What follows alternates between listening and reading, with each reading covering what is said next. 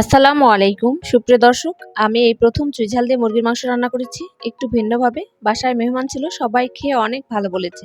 তো চলুন আমি কিভাবে রান্না করেছি আপনাদের সঙ্গে শেয়ার করি। এখানে আমি পেঁয়াজ, লাল মরিচ, ধনে বেটে নিয়েছি, আদা, রসুন, জয়ত্রী, সাদা গোলমরিচ এক জায়গায় বেটে নিয়েছি। আর এখানে নিয়েছি চুই ঝাল, এলাচ, বড় এলাচ, দারচিনি, তেজপাতা। আর এখানে বাদাম বেটে নিয়েছি, পেঁয়াজ কুচি, এবং এখানে মুরগির মাংসটা লবণ, লেবু এবং গুঁড়া দুধ দিয়ে ম্যারিনেট করে রেখেছিলাম 1 ঘন্টার জন্য। এবারে সাদা তেলে ভালোভাবে 3-4 মিনিট ধরে এপিট ওপিট উল্টে ভেজে নেব। এর মাঝে বলে রাখি, আমার চ্যানেলটি যদি আজকে কেউ প্রথম ভিজিট করে থাকেন, অবশ্যই সাবস্ক্রাইব করে আমাদের পাশে থাকার অনুরোধ রইল। আর যদি আজকের রেসিপিটি ভালো লেগে থাকে, অবশ্যই লাইক এবং কমেন্ট করে আমাদের জানাবেন। এখানে আমি মুরগির মাংসগুলো ভেজে নিয়ে দিয়ে দিলাম গোটা গরম মশলা, পেঁয়াজ কুচি। একটু ভালোভাবে ভেজে নিয়ে দিয়ে দিলাম বাটা মশলাগুলো। একটু পানি দিয়ে মশলাগুলো আমি কষিয়ে নেব।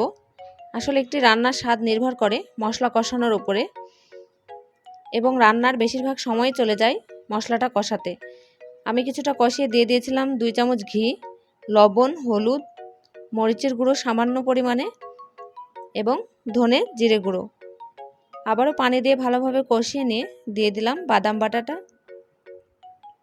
কিছুক্ষণ নেড়েচেড়ে দিয়ে দেব কেটে রাখা চুই ঝাল। মশলাটা ভালোভাবে একদম কষিয়ে নিতে হবে, তেল না ছাড়া পর্যন্ত। ভালোভাবে কষানো হয়ে গেলে দিয়ে দিলাম মুরগির মাংসগুলো। ভালোভাবে মিক্সড করে নিয়ে কিছুক্ষণ কষিয়ে দিয়ে দেব কেটে রাখা আলু।